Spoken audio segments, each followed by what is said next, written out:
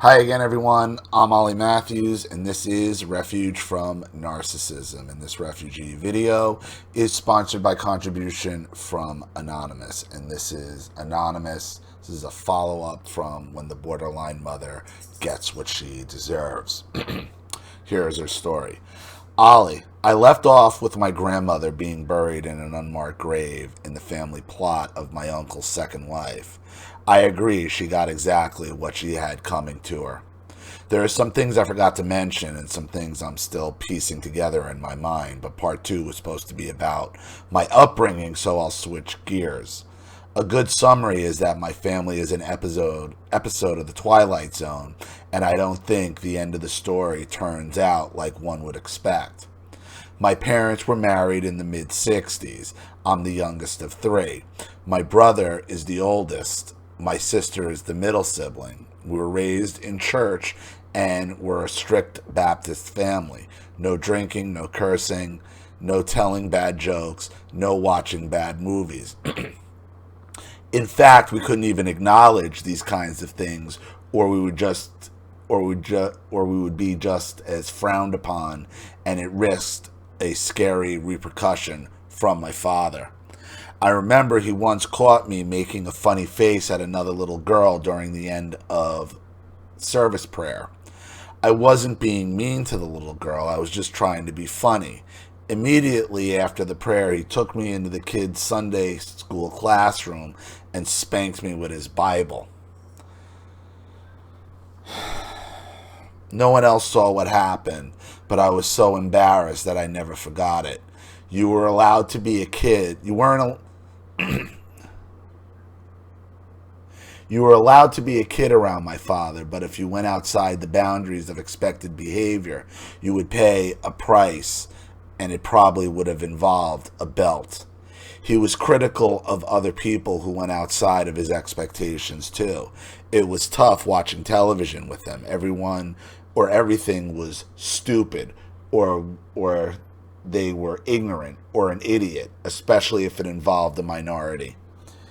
He couldn't just enjoy the show like normal people, but to his credit, he went to work every day. Our bills were paid. We had decent clothes to wear. And when we each hit 16, we were gifted our own transportation. He did some nice things that would be expected of any father. I don't view him as being all bad, but the way he was very controlling and he ruled with intimidation. My mother was generally a nice person. She helped people. She cooked a lot. If someone in the community died, she would make a large meal and take it to the family. If there was I'm sorry, I'm having trouble reading. I figured out one of my problems with my headaches is just when I got these glasses, the guy messed up the prescription. Like, I didn't want to deal with it. I knew it. It's like I can read, but he did this progressive lens thing. They're just not right. So, like, I can read it now, but you get to the bottom, things get blurry. It's weird. The guy messed up the prescription. Like, I just got to go back and get a new one. She cooked a lot. If someone in the community died, she would make a large meal and take it to the family. If there was any kind of function going on at the church, she would help out. She was close to all her sisters and brothers. She seemed to be liked by everyone. That side of the family was really great. I enjoyed being around them. But my mother went along with just about everything my father did. That's how the Catholics are. They're Bible thumpers. So the man's the head of the household, and the woman doesn't question. She would disagree with him occasionally, and even though she usually stood by him and backed him, if she put her foot down, he cowered down and backed off. He criticized her a lot and made fun of her, and she took it. He still does this even to this day, but she never liked my decisions. Every decision I ever made, she instantly turned her nose up at it. When I started high school, she put me in the most basic math classes just to get me through the credit requirements. She thought high school level art class would be too difficult for me. When I graduated high school, she turned her nose up at my college major choice. But I think a lot of this is a reflection of her own lack of self-confidence. Of course it is. And there it is, once again, the borderline mother competing with her daughter, not wanting her daughter to do better than her, trying to hold her back, or you back. She was a beautician, of course. Of course, everything about your mother revolves around her looks and beauty. She was a beautician before her first child was born, and the only other paying job she had was assisting her cousin, who was a caterer. She made the comment to me once that she didn't know what kind of job she could ever do. What she meant by that was she didn't feel like she was competent enough to do anything worth being paid for, so she didn't want you to feel that way either. Look, they always want to project their own self-esteem issues onto their own daughters. They don't want you to have self-esteem, because then they have to sit back and reevaluate their own choices in their own life, and they don't want to do that.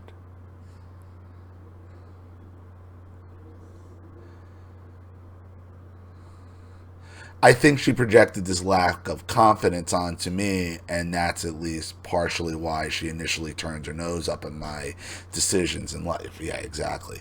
The other reason, like my father, there were certain boundaries I wasn't supposed to step outside of. Strangely, when I did accomplish some of these frowned upon goals, she was proud of me and bragged to people about it.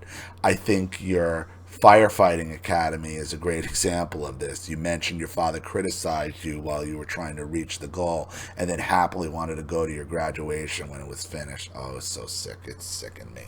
I didn't want him there. I didn't want to see him. Like, leave me alone. Go. I don't want you a part of anything. I don't want you a part of me.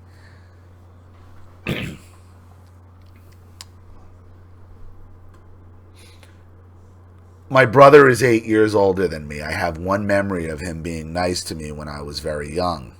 Outside of that, he has always treated me like I was an annoyance. He made fun of me a lot. He made fun of my nose. If I made a mistake in something, I said, or if there was something I didn't understand, he would be instantly annoyed and criticize me. He made fun of me when I tried out for junior high drill team. When I made the team, he told me they must have gotten their numbers mixed up. He lived at home with us until he was 25, then he got married and moved out. There are people in life he treats well and respects. He respects his elders. If he thinks the person is worthy, he would go an extra mile to look out for them. I was never one of those people. I can recall having 2 conversations with him in my entire life. My mother asked him to give me advice on my major in college, so he obliged and gave me the advice. The other time was before I left for the military.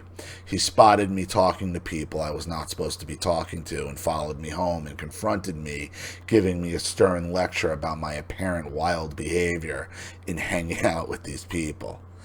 After this lecture, I stayed in my room and went to bed, and later that evening, it all came to a head. My brother told my parents who he saw me talking to, and both of them stormed into my room to confront me, and my father spanked me so hard as he could have ripped my phone out of my wall. I tried to leave, but my mother wouldn't let me. I was 18 years old. It didn't occur to me. Yeah, you're 18? That's assault. That's assault at that age. It didn't even occur to me that legally I could call the police and have him arrested for assault. I don't know that I would have been brave enough to do it anyway, as I was terrified of him, that I thought he would not hit me, but just the spell of control and intimidation that I had been under my whole life had me paralyzed. I was in their house, their rules. My sister was 2 years older than me. When we were little, she She didn't like to play games with me. She didn't want me in her room. She didn't want me to touch her things. She was a rule follower. When we were teenagers, she didn't like to go out with friends. She didn't like to stay out late. She didn't like she didn't like any pop culture. She didn't like MTV. She didn't like CMT, country music television. I liked all these things. She would turn her nose up the things I liked. She did agree to take me out driving around on a Friday and Saturday nights. That's what teenagers did in small towns where I grew up. That's what we did too. And my parents let me go because I was with her and they trusted her. She lived at home until around the age of 23 and bought a small house and moved out. We have never been close. She tried to start texting me a couple of times in life, but it never lasted. When I send her an occasional message, she doesn't respond. When I got my license at 16 and a little used car, my parents gave me a curfew of 10:30 on Friday nights and 11:30 on Saturday nights. I couldn't drive outside of the city limits, and if it started to rain, I had to drive home. When I turned 18 and started college, my father raised my curfew to midnight on Saturday nights. By this time, it was an insult to my intelligence. I would still have to ask permission to travel outside the city limits to spend the night at the house of any of my friends. It got to where I would tell them I was going to a friend's house, but then I would go to the next town over instead, or wherever the fun was. Their house, their rules. If they caught me talking to people that would be considered beneath them, I would be in major trouble. Essentially, I was not allowed to be myself. I packed an extra bag of clothes and kept it in my trunk because I could sense that my time living at my parents' house was coming to an end. This kind of tension was not sustainable. This was after the spanking. One day I told him I was spending the night at a friend's house, and I went to the college town 20 minutes away to spend the night at my other friend's house instead. I wasn't doing anything illegal. I just wanted to have fun. They called the house where I was supposed to be staying, and they caught me in the lie.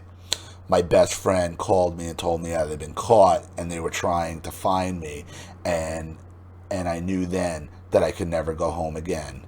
Yes, I know this all sounds nuts.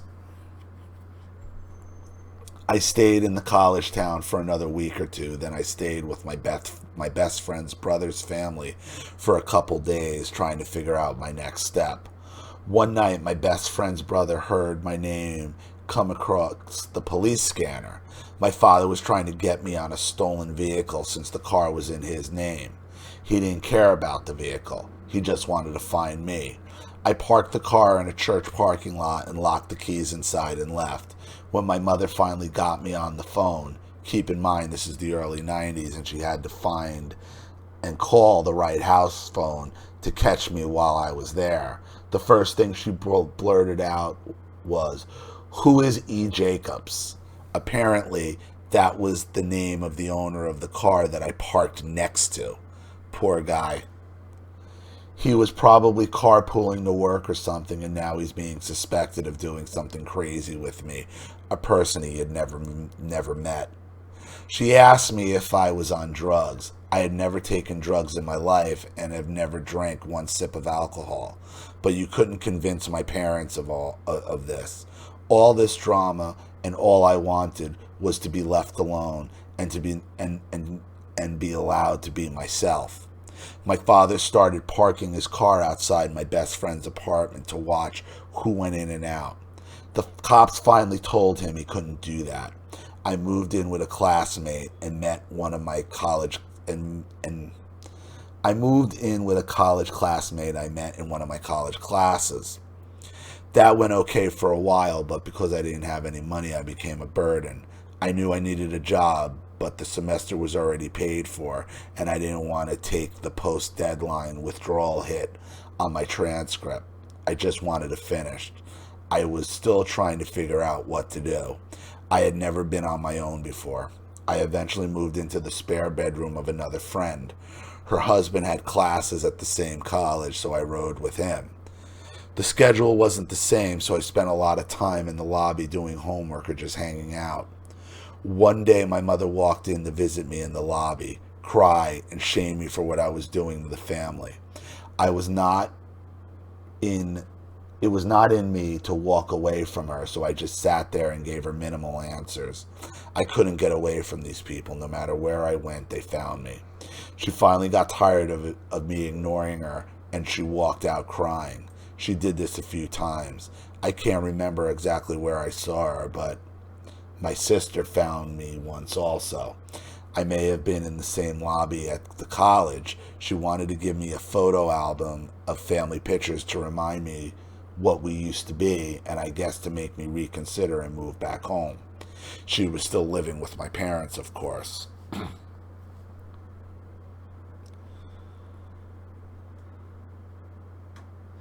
I met an army recruiter at the college, and in the desperation to get my financial footing, I joined. Over time, my parents got used to my decision to leave, and the harassment stopped. When I finally made it home from my duty station in Europe, I moved in with my aunt, the one I described in my last email as she left her abusive second husband, and it was a perfect roommate match. I was 21 years old. My aunt told me my parents and sister came to visit when I was gone one evening.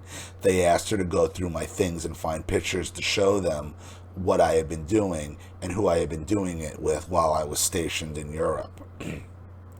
She refused and reiterated that I was 21 years old and my father needed to leave me alone. She said my sister went into my room for a long time and then came out.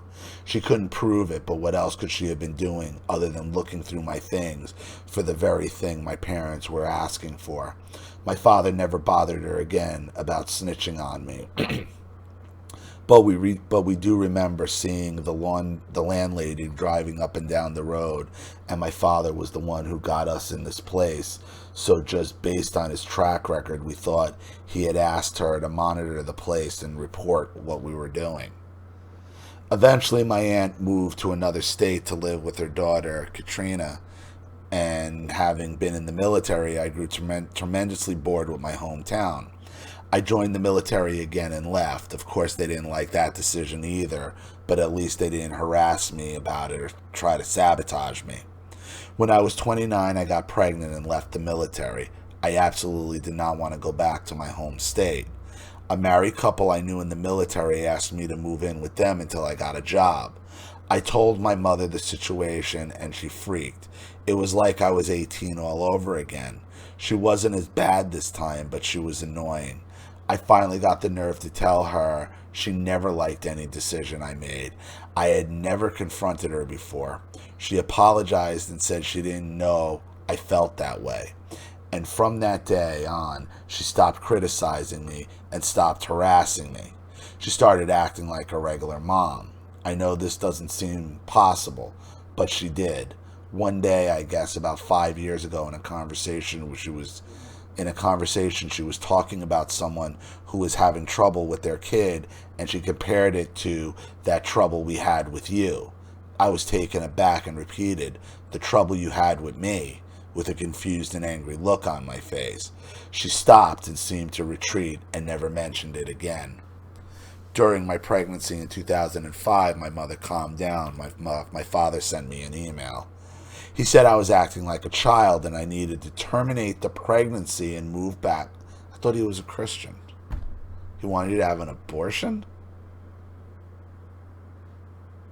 And where's the father? What happened to the father? I mean, you said you just got pregnant in the military after, I guess you were there at 29. So you were there for 8 years. You had no plans for when you got out?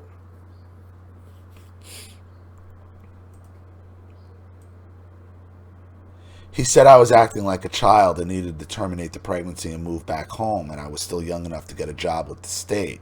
He said if my baby was of mixed race, he never wanted to see the child. He said that I always went along with everything Katrina and my aunt did. He said a lot of that I don't immediately remember, but I don't want to go back and find the email to reread it and relive that, even though I do have it saved. I was devastated he would send me this. I was so tired of this control. I fell on the bed and was crying crocodile tears. And then I thought to myself, wait, this is stupid. For the first time at age 29, something snapped and realized how dumb this was. I waited another day and then emailed him back. I said everything I wanted to say to him, just like he did when I was a little kid. I spanked him with my Bible. I pulled out all the verses I knew and applied it to the situation and to him and told him what I wanted to say about his behavior. It was like a boulder was lifted off my shoulders. The dynamic finally shifted. Everything was different from that day forward. I ascertained from my mother's next phone call he showed her my response email, but didn't show her his portion of the email he sent me. He thought she was going to side with him, but she chewed him out instead. My father and I didn't speak for years after that. When I visited my hometown, I would stay with my mother's sister. I avoided him and he avoided me. Finally, after my daughter turned 5 or 6 years old, when we visited, he spoke to her. Slowly, I felt comfortable enough to go to their house, and it has been okay. I don't talk to him on the phone, but that was never our thing anyway. My mother saw some artwork my daughter drew, that I posted on social media a couple weeks ago. My mother said my father complimented it and said she needed to do something with that talent. They're in their 70s and been downsizing and sending all of our things from when we were kids. My mother has held onto every Christmas ornament we ever made, every school project, every birthday card, every uniform, every little weird thing you can imagine. My relationship with them has been decent over the last decade.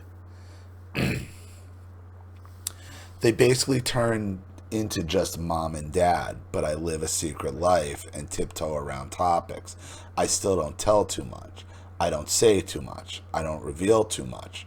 Well, then you're not really living your life, are you? Are you? No, you're faking it. You're faking it just so you can carry on some bullshit relationship with these people. You're faking it.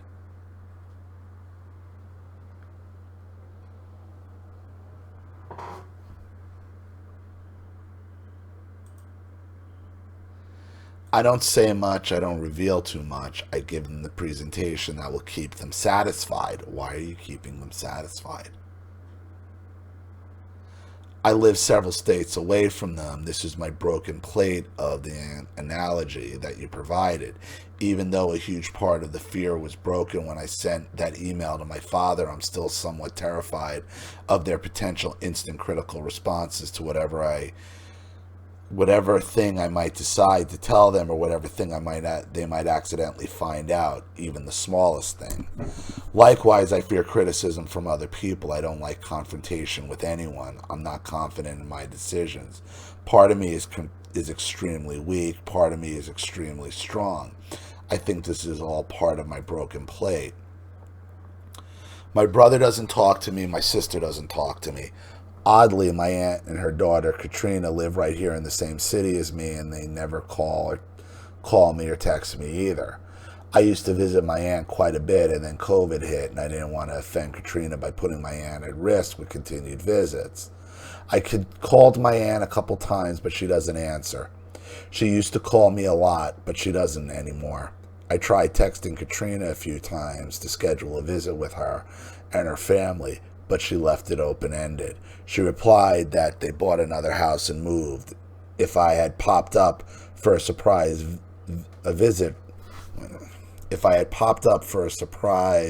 visit, the surprise would have been on me if a different family opened the door. One of the last things she said was, "You'll have to bring the girls and they can swim in the pool," but she never put a time frame on it and never mentioned it again. I texted her again on a holiday and she vaguely responded. It kind of hurt that we are in this winter crisis and so many don't have power or water around me, but neither of them reached out to find out if my girls are okay, if we have electricity or water. It's really strange considering how close we used to be. Or maybe I just assumed we were close and they felt differently. My gut tells me I don't want to fit into the upper crust lifestyle anymore. I'm just part of the past and not the future. I'm very sad about it, and I won't text her ever again. In summary, there is still a lot to learn about narcissism. I have a good career. I own my own house. I raise my children without any help from anyone except my mother's occasional financial assistance. I finally graduated from college a couple years ago. I try to be a good person and try to help people whenever and wherever I can. I've made mistakes. I've tried to correct those mistakes. I really don't understand what it's not. I really don't understand what's not to like or why I'm not worthy of communication from any of these people. My mother is the only one whom I talk to on a regular basis. My questions are, is it possible my father is not a full-blown narc and suffers from the narcissism herpes of his family, as you mentioned before, and is maybe just emotionally illiterate or behaviorally undeveloped, considering what he grew up under, since he has mellowed out so much now? Yeah, well, he's mellowed out because you're hiding your life. He hasn't mellowed out. You're just careful what you tell him. What are you talking about? You're faking it. You're just careful what you're telling him. Just because he behaved himself after an email or a phone call, it's like you are still, okay, under their spell and under his control, because you don't want him to find out things that you're going to have to defend and yada, yada, yada. On the other hand, you are still very apt to go back and seek help from them.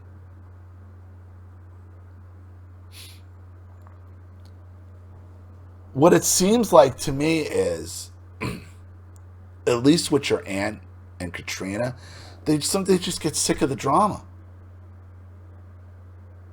And they just want to remove themselves from it. Now, I'm not saying you're a narcissist or you're the narc, but, you know, they're maybe gray rocking and trying to get distance from the whole toxic situation as well. Because you won't stop fucking with it, Anonymous. Your aunt and cousin gave you refuge. They protected you when they got in your business. And yet, you still are trying to make it work with these people and being careful what you're telling them. They're looking at you like, we can't help her. She don't want help. She wants to continue to trifle with these people who have gone out of their way to destroy her self-esteem, find out information on her, and fucking gang stalk her.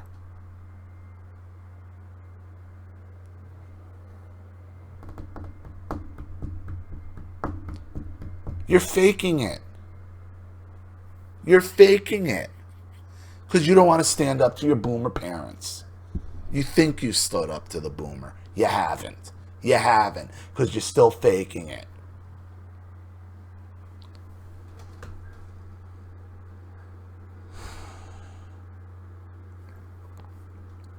Why is he mellowed so much now? That's what boomers know how to fucking do. No, they learn. Now they want to play the wise boomer. You're faking it. You only think you confronted this boomer. You only think you did. You didn't. You're faking it because you're still afraid of him.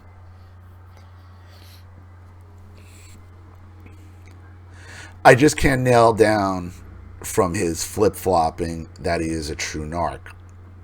In his own indirect way, he continues to help me by being on board with my mother's occasional financial help. He no longer actively interferes with my life, which is not the behavior of a true narc. So you're still taking their money. Whether you want to call it occasional or not, you're still taking their money. Their house, their rules. You're still living by them. That's why your aunt and your cousin aren't talking to you, because you never learn. Because you never learn.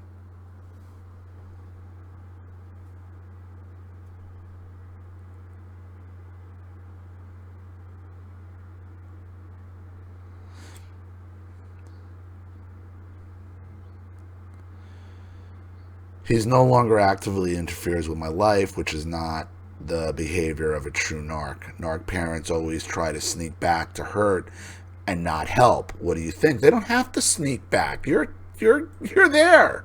Sneak back into what? You're there and you're living in fear because you want your mother's financial help. Is it possible my mother was in life learning mode too and she went from being an enabler, control freak to a decent person? No, she's a boomer. Why would my brother and sister be so cold to me my entire life? Why? Because you've been taking from your parents your entire life. That's why. And then you run off. Okay, you're acting like you're independent, but you're going to the college they're paying for and then ignoring her. You made it easy for them. I'm going to put it right out there. You got a bit of an entitlement issue yourself, Anonymous. 100%. And you're not going to like that. But you got an entitlement issue. You don't see it. You're acting like you're this independent person. Yet you are bouncing from person to person with no job, going through college that your parents had already paid for. Okay, and then you run off and you join the military, which is fine, and thank you for serving. And then you do what happens with so many females in the military. You get pregnant. And then that's when you leave. But I don't hear anything about the father. Okay, and then it's right back looking to go back to your parents' house again. Their house, their rules. You think you stood up to this boomer? You haven't. You want to know why your brother and sister don't take you seriously? That's why. Because to this day, you're still taking financial help from them. You want to know why your aunt and your cousin don't talk to you? This is why. Because you don't learn. It's okay. I'm not dealing with it anymore. That's what they're saying. I'm not dealing with her anymore. Why would my brother and sister be so cold to me my entire life? It's not the weirdest thing in the world that my brother has never had even one voluntary normal conversation with me at all, ever. Thank you for giving me the opportunity to put all that old baggage down. I'll send a donation now, Anonymous. And he's out there again with that goddamn leaf blower. Anyway, look, Anonymous. You haven't stood up to this boomer. You only think you have. Okay? You are still sucking off their teat. And you won't give it up. That's why your brother and sister don't respect you. And that's why your aunt and your cousin have had it with you. It is you have a pattern of entitlement. You have a pattern of entitlement where you're living on other people's houses, living in other people's rooms, going to school that your parents had paid for, and then ignore your mother when she comes to talk to you. And I get it, you're a narcissist, all that. But you don't see how entitled you look. And then again, you join the military, thank you for serving, and get pregnant. And then don't hear anything about the father. And to this day, the occasional financial help. You haven't stood up to this narcissist. You're still living under his rules because you're still obligated. You still want the financial obligation. Till that changes, nothing's ever going to really change. And you haven't stood up to this boomer. So, I hope that helps. Thank you for your contribution and your story, Anonymous. I really appreciate it. Thank you to everybody watching. Please leave any opinions or advice in the comment section below.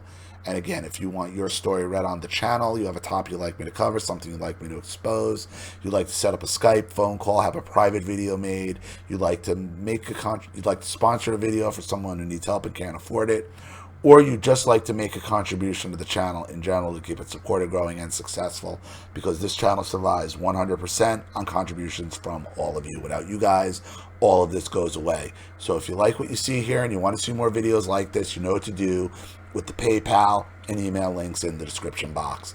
Also, please like and share this video wherever you can. Subscribe to my channel if you haven't, and be sure to click the subscription bell to be notified of all my video uploads. I'm Ollie Matthews. This has been Refuge from Narcissism.